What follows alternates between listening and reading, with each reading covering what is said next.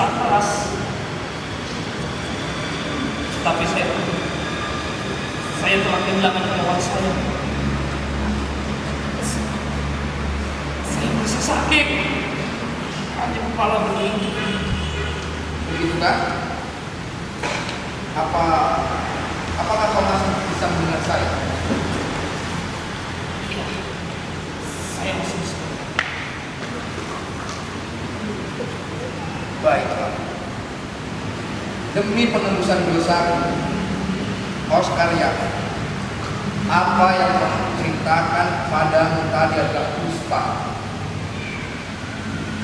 Dusta belaka. Aku telah berdusta padamu. Aku bukanlah saudara angkatmu.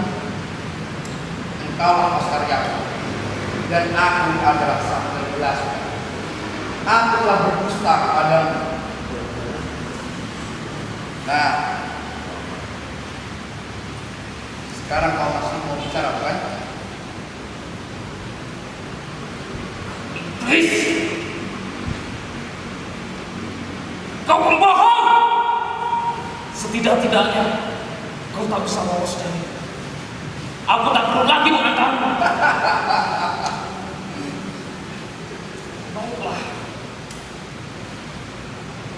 Ejeklah aku. Aku tak dapat menghindarinya. Aku tak akan mati, Oscar. Tak akan mati.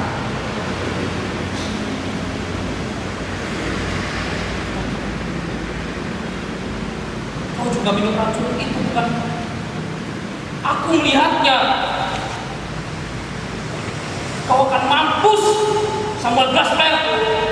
Ya, kita berdua minum. Matamu tak pernah lepas dari, dan kau belum mau minum sebelum aku menghabiskan minumanku sampai tetes berakhir. Bukan begitu? Aku melihat kau minum apa yang kau minum. Begitulah. Ini adalah muslihat dari ini. Kalau kau mau tahu, seseorang dalam keadaan terus-menerus takut akan diracuni. Lama-lama, sedikit demi sedikit, akan tumbuh kekuatan di dalam dirinya untuk melawan racun yang bagi orang lain menimbulkan kematian. Demikian juga kebiasaan berhati-hati yang sangat berhati sudah menjadi kebiasaan berhubung dengan jabatanku yang sekarang ini. Setiap saat aku selalu berhati-hati dan bersiap-siap terhadap racun. Kebiasaan yang bertahun-tahun itu mendatangkan kekuatan dalam hidup. Kau masih bisa mendengar suaraku, bukan? Inilah gunanya mengetahui pengetahuan timur. Aku bisa menyombongkan diri padamu bahwa aku bisa menghabiskan 2 sampai 13 tanpa mengalami buat apa-apa. Tapi tentu saja 1 gelas saja sudah cukup. Tak ada faedahnya, Oscar Yakob, untuk aku menasihatkan padamu supaya berpegang keras pada kursi ini. Kenapa kau berbuat begitu padaku, Samuel Belasco? Demi sorga, saya punya hukum alam, dan kau punya hukum alam, bukan? Kau teroris, kau anarkis, kau juga jaga darah saudara lelaki, berjaga di jalanan kota dan mencabut nyawa-nyawa kerabat dan sahabat-sahabatku, pembela kestabilan negara, pembela kekuatan pemerintah. Apakah ini bukan apa-apa? Apakah tidak ada lagi yang fantastis? Nah, Tuhan menyerahkan dirimu ke tanganmu. Aku alam Tuhan, dan bukan kau, Oscar Yakob. Masihkah kau mendengar aku? Ya. Bagus. Dan satu hal, kenapa aku menaruhkan nyawa untuk mengambil nyawamu? Kau ingin tahu, bukan? Kenapa aku biarkan saja kau masuk dengan bebas ke kamar ini? Kau ingin tahu juga kalau kau masih punya tenaga? Sebab ialah karena orang telah mulai mengira bahwa Samuel Gaspar sudah tidak seperti biasanya. Dan aku sudah mulai sanksi dengan kecerdikanku sendiri. Maka dari itu, aku ingin menguji diriku sendiri. Aku harus melemparkan diriku sendiri ke tengah pusara. Aku harus berhadapan dengan dan moncong ke Tolio. Aku seterusnya harus membincang hidupku dengan Apaan? Iya.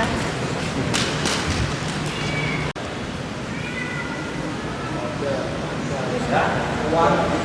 siapa? Raja, Muasa. Masa. Kelihatan nggak? Betul Pak?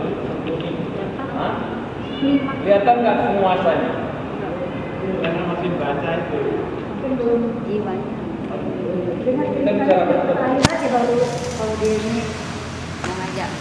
Apa belum sih? Pada dari dialognya baru Terakhir yang belum kelihatan masa. bahwa dia penguasa dari dialog terakhir. Nah, tubuhnya berhasil nggak? Belum. Nanti kena fokus ke itu. Konteks. Kalau Pak Guru ini apa yang kalian tangkap? Itu harusnya jadi raja. Mungkin harusnya jadi raja. Iya. Ya. Ini yang elementer ya. Yang elementer itu harus diingat bahwa seorang sutradara itu harus bisa memberikan gambaran kepada si aktor tentang tokoh yang ingin dia hidupkan. Makanya seorang sutradara itu dan seorang aktor juga dia harus punya, kalau di dalam panggung itu disebut shadow actor. Shadow actor itu adalah tokoh yang ingin kita hidupkan itu. Kamu membayangkan siapa si raja yang ingin kamu hidupkan itu kan di benak? Kamu membayangkan sosok raja yang seperti apa? Pernah nonton film atau pernah nonton opera atau apa? Sosok mana yang pengen kamu hidupkan?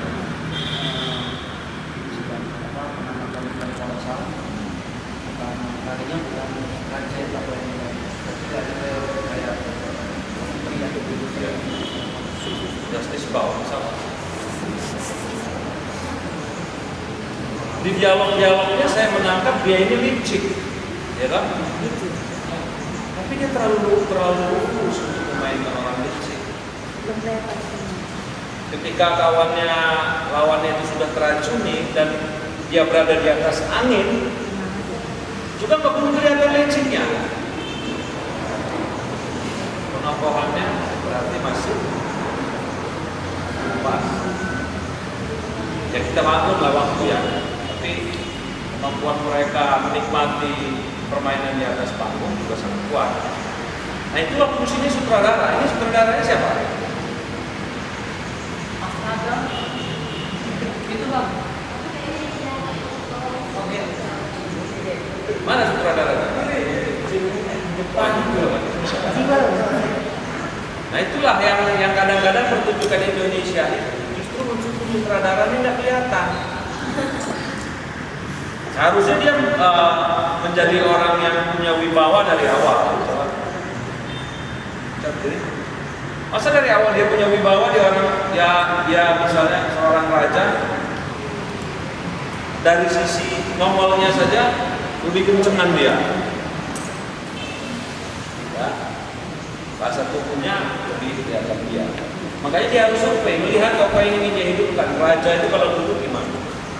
Apakah ia raja itu? Apakah raja itu harus gini? Biasa juga. Yang ngeluarin bahasa tubuhnya yang katakanlah format saja. Ngomong mungkin dia tidak akan melihat muka orang yang mengatakan. Saya curiga. Kita harus punya shadow, harus punya bayangan tokoh yang ingin kita hidupkan. Dan Anda diberuntukkan, memang saya nggak kenal dia sehari-hari. Kalau saya kenal dia sehari-hari dengan yang barusan dia main tadi, udah gagal itu 2 kali. Sehari-hari dia kayak gini kan? Yang kawan-kawan sehari-hari dia gaya dia gini kan? Jadi kayak gini ya sehari-hari ya? Nah, jadi dia meleburkan, merelakan dirinya menjadi si raja kan masih gagal. Dan sudah sutradara harus memberikan stimulus ini dia memunculkan impuls dan berakting menjadi seorang raja. Kalau saya dari awal saya tak, jalan-jalan kamu masih kayak jalan mahasiswa style. Cara mandang kamu masih kayak cara mandang mahasiswa semester 7. Kat. Dia bukan kayak copet pasar bawah itu sila. Dia raja. Itu lihatnya. Dikit-dikit aja. Apalagi dia udah di atas angin ya. Unsur nindas juga harus dilihat. Ini masih soal betul. Kita bicara soal kedalamannya. Tapi yang jelas energi mereka untuk memainkan ini cukup kuat. Kalau si pemain pertama, oke lah karena ingin menunjukkan nama petani yang emosinya. Tetapi apa tidak ada tawaran yang lain selain dia kayak orang yang mendobrak? Saya melihat dia bukan kayak mendobrak raja ya, kayak mendobrak bos bawah atau bos beras gitu. Itu akan ada beda. Idealnya memang dia emosinya lebih ke dalam, lebih terjadi konflik terhadap dirinya. Saya kawan tapi harus melawan karena ada lintas itu, jadi harus lebih muncul aktingnya itu ke kedalaman, bukan dengan bahasa tubuh yang keluar. Tapi kalau bisa walaupun dia itu ke dalam, emosinya sama seperti itu. Tantangannya kan itu. Permainannya udah kelihatan sih disutradarai yang kelihatan. Tapi memang belum pimpong sehingga kalau jebakannya gitu, padahal itu kan ada yang tinggi, ada yang rendah, ada yang rendah, ada yang tinggi, ada yang tinggi, ada yang licin, ada yang dengan angkutnya karena dia sudah lunak. Sebetulnya ini menjadi sebuah katakanlah pertunjukan yang menarik, tapi masih terlihat monoton karena sutradaraannya belum seberapa kelihatan. Nah itulah fungsi si sutradara yang harus mendirect kata demi kata, sasaran demi sasaran. Sudah kau bingung, sasarannya apa? Masihkah tanganmu bergerak? Dia pengen tahu kenyataan itu atau justru pengen ngetes racunnya sudah bekerja atau belum? Sasaran masing-masing dialog itu belum kelihatan. Awal sampai akhir datarnya sama. Masa dia cara ngobrolnya sama setelah dia tahu orang itu kena racun dengan gaya dia ngobrol sebelum racun itu diminum? Logis kan? Enggak. Walaupun kita tahu dia ini licik, ini merasa anak di atas angin. Nah itu enggak kerasa. Saya coba rumus itu enggak kerasa. Ya, sutradara. Silakan kalau ada yang teman-teman angkat yang lain. Ya.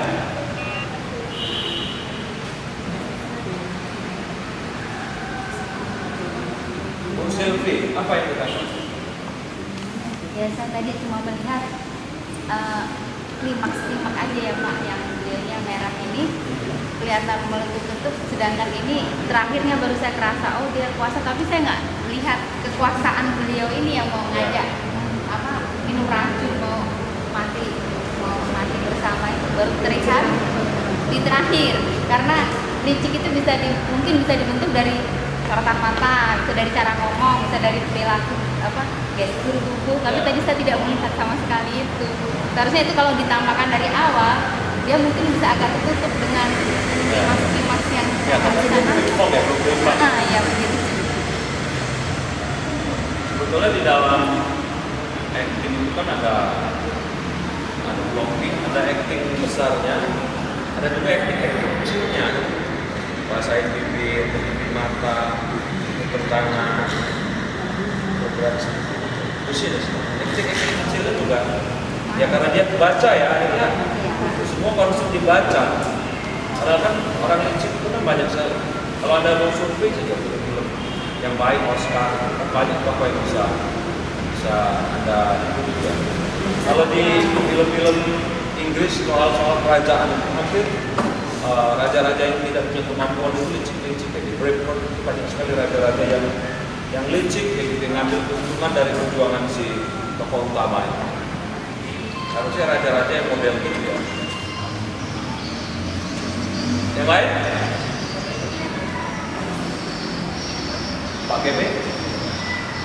Ya, kalau yang pertama adalah potensinya adalah kulturnya udah mulai muncul sebenarnya. Nah, karena tadi kan karena marah ya, saya jadi kesulitan karena lawannya belum dapat. Sama investor itu kan dia juga ragu apakah strateginya ini akan berjalan dengan baik atau tidak. Nah, keraguan dia masih itu yang begitu. Kemudian kalau dua ini kan satu demonstran yang sudah terkenal, terus sudah terkenal juga. Jadi sama-sama komandan, misalnya komandan perampok dan komandan polisi. Nah, itu belum. Yang polisi yang dirinya belum. Nah, konteks penyutradaraan kan dia belum ditutup. Ini soal takaran. Apakah dia akan semacam dari awal sampai akhir, atau di bagian apa saja dia meledaknya? Nah, itu sutradara. Kalau dia nggak apa-apa, sementara itu untuk nyari biar dia emosinya nggak apa-apa. Tapi ketika udah ke sutradara, itu harus diukur. Bagian itu aja yang dikuatkan. Kan kalau ini konflik yang dijelasin Bang Ari kan ekstra personal. Jadi antara si ini melawan sebuah rezim tertentu. Ini dianggap sebagai rezim atau penguasa tertentu, ini sebagai yang terpindah. Tetapi ini sama-sama tokoh. Dua-duanya ini tokoh. Nah, dari situ, bagaimana sambutan sebagai komandan yang sudah terkenal, yang jago, tapi kali ini lo ragu, apakah berhasil mengalahkan dia? Nah, keraguan itu yang belum muncul ya, yang berhasil. Nah, ketika keteganganmu dia sampai minum itu kan tegang, kan tegang juga. Walaupun dari tamparan tegangannya, tapi di dalam ada konflik, enggak. Makanya ketika dia benar-benar minum dan dia lepas, kau merasa malu, kau benar-benar pede, kan? Itu harus terasa. Nah, perbedaan itu yang tadi belum tampak, gitu ya.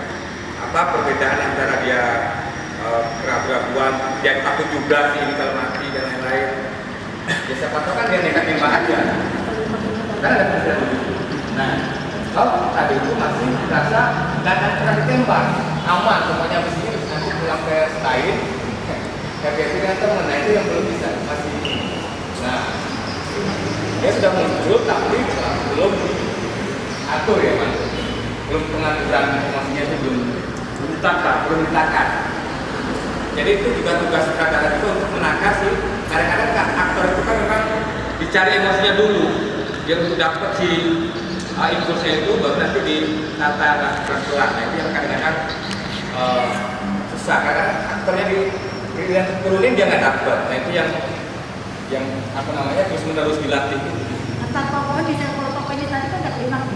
Bisa juga terpancing kan harusnya tokoh yang berikutnya. Ya harusnya. Dia nggak terpancing dia. Belum, berarti ini belum terjalin si kontak antara si. Tapi memang kita harus hati-hati tidak terjebak menjadi teater Indonesia Timur. Orang Indonesia Timur teriak-teriak lagi. Kan bisa. Marah kan ada macam-macam cara maksudnya. Ada Austria yang bisa dari Mungkin dia mau marah dia dengan cara yang licik. Mungkin tawaran dia seperti ini kita tahu. Tapi juga belum sampai. Saya bosan melihat main teater dari awal sampai akhir teriak. Ya termasuk kemarin yang naik panggung ada yang kayak gitu kan dari luar metro. Teriak. Padahal kan yang namanya emosi 1001 bisa ditawarkan. Yang penting kecepatannya ada atau enggak. Dan sutradara itu harus mencegah teater aktor itu saling menolak, saling tenggelamkan. Makanya dia harus ada sutradara. Ini ada yang tenggelam nggak? Kalau dibiarin terus model ini hilang. Nah, sutradara harus turunin dia emosinya seperti itu. Mungkin actingnya diturunkan, bahasa tubuhnya tidak menjadi panjang, dia malah ini di bawah dia kan. Itu sutradara yang harus bekerja. Kalau dia mungkin merasa sudah tepat ya. Karena dia juga nyari kan, membangun moodnya kan susah. Nah, sutradara yang harus turunin, itu dinaikin lagi. Biar dia berimbang menjadi dua orang akan yang bersaing di atas. Ya, yang lain? Ya. Tugas aktor ya, tugas aktor menawarkan ke sutradara. Tapi kalau si aktornya tidak mampu, si sutradara ngasih gambaran. Ngasih gambarannya usiamu sekian, kekuasaanmu sekian, gayanya diarahkan kan, di daerah. Kalau saya sih lebih cenderung aktor tuh nawarin, tapi kalau dipelajar agak rumit lah dia nawarin acting gitu ya. Ya akhirnya nyetak juga kan. Tapi kasih suasana yang nyaman saja buat dia. Buat dia berani menawarkan tawarannya. Tapi kalau mahasiswa kayaknya udah levelnya menawarkan acting lah ya, kalau diajari lagi atau dicontohin. Nanti kayak nari lagi 1, 2, 3, 4 ininya kosong. Kalau dia nawarin sendiri biasanya dia akan lebih lama megangnya, karena itu dia menurut dia itu kreasi dia. Kalau di pelacur emang hambatannya saya suruh jadi pelacur, itu kompleks aja nggak pernah. Misal nonton film soal pelacuran juga mungkin nggak pernah. Menurut dia gayanya sudah genit-genit udah benar kan? Yang model-model itu harus sutradara yang kasih gambarannya, karena mereka nggak tahu kalau dia pelacur dan lain. Memang sutradaranya harus lebih genial, tuntas dibanding aktor-aktornya. Di saat-saat tertentu boleh diarahkan, tapi kalau bisa sih hanya di rangsang dikasih gambaran, biar mereka terus memberikan tawaran sehingga aktor-aktoran itu pikirannya bekerja. Kalau nggak dia mancan, minta terus capek. Sedangkan sutradara itu makanya ada kursi, dia duduk aja ngamati penawaran sutradara. Kalau dalam kegiatan belajar agak susah, mau nggak mau kita pun harus turun, minimal memberikan contoh. Nah, shadow act itu memang upayakan si aktor itu sendiri punya gambaran tokoh yang pengen dia hidupin. Kalau aktornya Anda itu adalah pelajar, pasti dekat dengan sinetron kan. Ya awal-awalnya dia nyontoh sinetron tokoh si ayah biarin aja. Tinggal kita lurusin biar nggak kayak sinetronan kan. Karena dia belum punya banyak referensi, belum banyak tontonan, apalagi dia jarang keluar. Tahu kekayaannya nenek-nenek itu jalannya kayak mana, indahin serinya kayak mana dia nggak tahu. Dia mungkin di rumahnya yang terpencil dan lain-lain. Gitu-gitu ya perlu dibantu dengan rangsangan agar dia ngeluarin actingnya. Makanya ada istilah acting. Enggak sutradara yang kasih semua. Kasih aja gambarannya tepat, terlalu gayanya kurang dalam. Biar dia yang nawarin. Biar ininya juga bekerja. Dia menjadi sadar ruang juga. Bisa ngukur sendiri kalau dia yang keluar. Tapi kalau kita kasih melulu dia nggak bisa ngukur tepat atau nggak, bikin dia udah pernah dikasih berarti. Tapi kalau dia yang nawarin biasanya dia sudah menawarkan dengan emosi di dalam ya dia. Nggak apa-apa kalau belajar di diarahin seperti gambaran. Tapi jangan terlalu sering. Karena nanti semua anak itu banyak, ini mau dikasih, datang kuota habis. Suruh dia tawarin, suruh dia sih. Yang lain?